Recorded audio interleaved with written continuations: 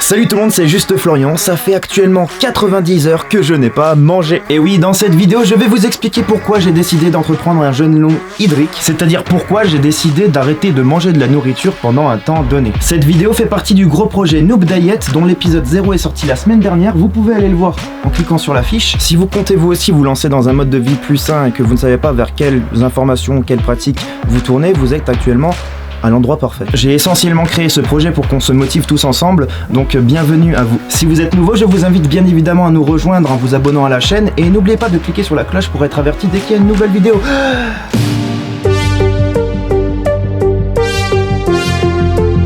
Quand j'ai décidé d'entreprendre un jeûne long, mon entourage était un peu inquiet. Je peux pas leur en vouloir, c'est tout à fait normal d'être amené à penser que s'abstenir de manger n'est pas bon pour la santé. Bah oui, vu qu'on vit dans une société de consommation où on nous incite toujours à acheter plus et à consommer plus, c'est quand même contre-productif pour l'économie de tout simplement ne rien consommer du tout.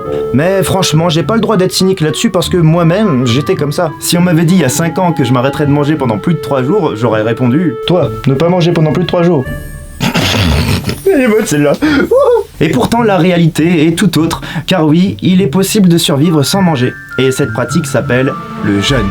Pour vous résumer la situation, il existe 3 grands types de jeûne. Le jeûne intermittent, qui consiste à alterner les périodes où l'on jeûne et les périodes où l'on s'autorise à manger. C'est franchement la pratique la plus connue de toutes, et elle est même pratiquée par Hugh Jackman. Ouais, le mec hyper mastoc qui joue Wolverine dans X-Men. Il l'a confié dans une entrevue, et au lieu de vous la lire bêtement, j'ai fait une petite reconstitution pour que ce soit plus agréable à écouter. La base, c'est que je m'entraîne 3 heures par jour. Je mange beaucoup. J'ai eu la recette par Dwayne The Rock Johnson, qui est un ami. Tous les jours, ce que je fais, c'est que je mange pendant 8 heures et je jeûne pendant 16 heures. Donc de 10 à 16 heures, je mange beaucoup et rien après cela. Ensuite, il y a le jeûne hydrique. On peut le suivre sous plusieurs formes et diverses méthodes que je vais vous partager au cours des prochaines vidéos. Mais ce qu'il faut retenir, c'est que le jeûne hydrique est une restriction alimentaire où on a le droit de boire principalement que de l'eau. Ce qui n'est pas le cas du 3e grand type de jeûne, le jeûne sec, où là, vous n'avez tout simplement pas le droit de vous alimenter. Ce qui veut dire que vous n'avez ni le droit de boire, ni de manger. C'est le level légendaire en fait. C'est quand tu veux activer le God Mode, tu vois. Alors, je sais ce que la plupart d'entre vous êtes en train de penser. Oui, je n'ai pas besoin de faire un jeûne pour perdre du poids. Et vous avez absolument raison. Mais je vais vous expliquer dans un instant les autres motivations qui me poussent à le faire et qui me paraissent bien plus importantes. Et pour faire la transition, je voudrais vous partager l'histoire d'un jeune Écossais de 27 ans qui en 1966 a battu le record du monde de jours consécutifs à jeûner. Son nom, Angus Barbery. Alors qu'il était un gros de level 4, c'est-à-dire en obésité morbide, il décida d'entreprendre un jeûne long qui a duré 382 jours. Ouais, le mec il a pas bouffé quoi que ce soit pendant plus d'1 an. À la base, il s'était rendu dans un hôpital pour qu'on le suive dans sa démarche. Les docteurs, eux, refusaient de le prendre en charge, mais comme il avait décidé de le faire avec ou sans leur consentement, ils ont fini par accepter de le suivre. Au bout de 40 jours de suivi, ils l'ont laissé rentrer chez lui car tout allait bien. Au bout de 385 jours, Angus rompa son jeûne avec un œuf bouilli, un morceau de pain avec du beurre et une tasse de café noir. Il avait perdu 125 kilos, soit l'équivalent de 2 kilos par semaine. 7 ans après l'expérience, les médecins ont même publié une étude qui prouvait qu'Angus était resté en bonne santé après toutes ces années. Vous l'avez donc compris, il est tout à fait possible de s'abstenir de manger sans mourir. Mais à quel prix ? Pourquoi entreprendre un jeûne ? Pourquoi forcer son corps à une restriction alimentaire ? Eh bien, il s'avère que le jeûne dispose d'une multitude de vertus thérapeutiques. On parle souvent du jeûne comme d'un remède miracle, d'un ultime moyen naturel qui permettrait de détoxifier son corps et de retrouver la jeunesse. En observant la nature, on remarque que les animaux eux-mêmes enclenchent ce processus d'abstinence alimentaire et ce pour diverses raisons. Le manchot royal, par exemple, se soumet à un jeûne de 32 jours afin de muer et de régénérer son plumage. Pour couver son œuf, le mâle est même capable de s'abstenir de manger pendant 4 mois. Également pour couver son œuf, l'oie des neiges est capable de jeûner 19 à 42 jours. Et là, il ne s'agit que de 2 exemples, et ils sont nombreux en milieu naturel.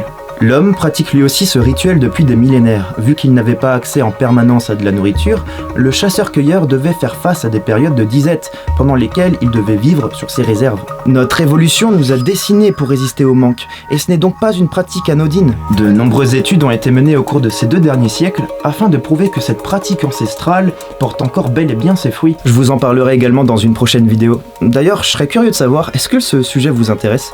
N'hésitez pas à le dire dans les commentaires, je serais ravi de vous lire. En tout cas, tout porte à croire que mettre l'organisme au repos par le fait de s'arrêter de manger permet au corps de se nettoyer. De par le processus d'autophagie, il se détoxifie en se servant de ses déchets pour s'auto-alimenter. Il les élimine ensuite de son organisme, et c'est pour ça qu'on parle souvent de décrassage. Ainsi, il a été recensé d'innombrables guérisons de la part de patients ayant recours au jeûne. Pour vous illustrer mes propos, j'ai décidé de vous parler d'Upton Sinclair, un écrivain américain des années 1900 qui, après avoir jeûné pendant 12 jours d'affilée, partagea son expérience dans les journaux. Il y dit avoir guéri de tous les maux dont il souffrait. Il publia ensuite en 1911 un livre nommé The Fasting Cure, la cure de jeûne, où il rassembla les témoignages de ses lecteurs ayant eux aussi pratiqué le jeûne dans l'optique de guérir de leur maladie. Sur 109 lecteurs, 17 seulement affirmaient n'en avoir tiré aucun bénéfice. Pour les 92 restants, la liste de guérison est longue. 27 d'entre eux se sont rétablis d'indigestion, 14 de constipation, 5 de rhumatisme, 5 de maux de tête chroniques, 3 cas ont pu combattre leur appendicite, 2 autres cas leur asthme, 2 personnes ont guéri leur eczéma, 4 se sont soignés de la tuberculose et une personne a pu même combattre son cancer. Vous pourrez voir dans la description les autres guérisons qui ont été recensées lors de cette expérience. Vous l'avez compris, il y a effectivement tout qui porte à croire que le jeûne est la recette miracle contre tous les maux. Et encore, je vous ai seulement parlé d'une expérience qui date d'il y a un siècle. Il y en a eu d'autres depuis. Alors juste pour avertissement, il y a effectivement des contre-indications au jeûne.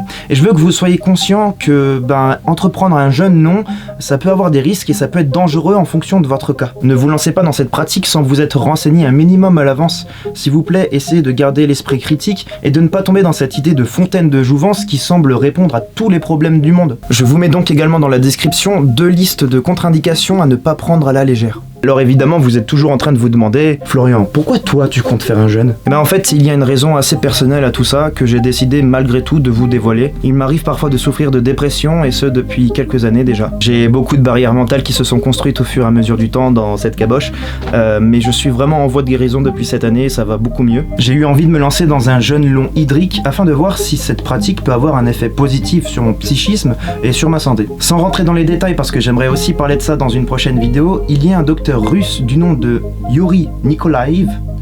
C'est un nom russe, je suis pas sûr de savoir le prononcer, Nikolaev, qui, durant sa carrière, a fait jeûner des milliers de patients atteints de maladies psychiatriques. Il est convaincu que ces maladies neurodégénératives sont dues à un déséquilibre biochimique. Ce que je suis convaincu aussi, et en particulier dû à la nourriture consommée.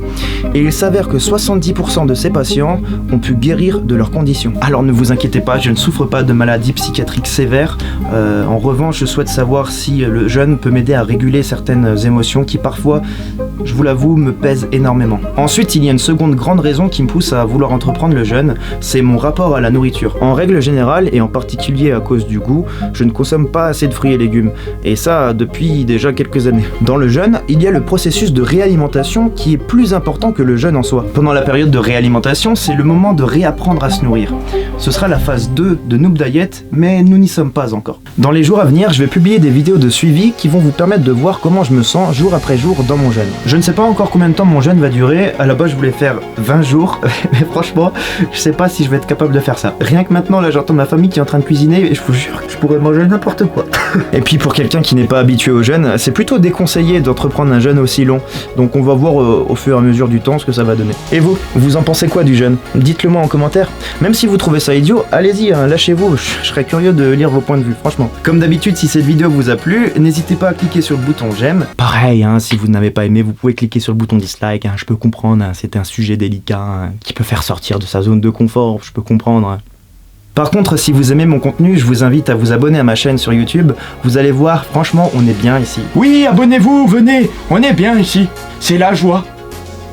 N'hésitez pas aussi à partager cette vidéo à un ami si vous pensez que ça peut en aider certains. Et dernier truc, après je vous laisse tranquille, si vous voulez me suivre d'une autre manière, je suis aussi présent sur Instagram au nom de Juste Florian. J'y partagerai bientôt d'autres contenus en rapport avec ce qui se trouve sur ma chaîne. Merci en tout cas d'être resté jusque là, je vous adore si c'est le cas. Et en attendant la juste semaine prochaine, je vous juste souhaite à tous que du bonheur. Ciao.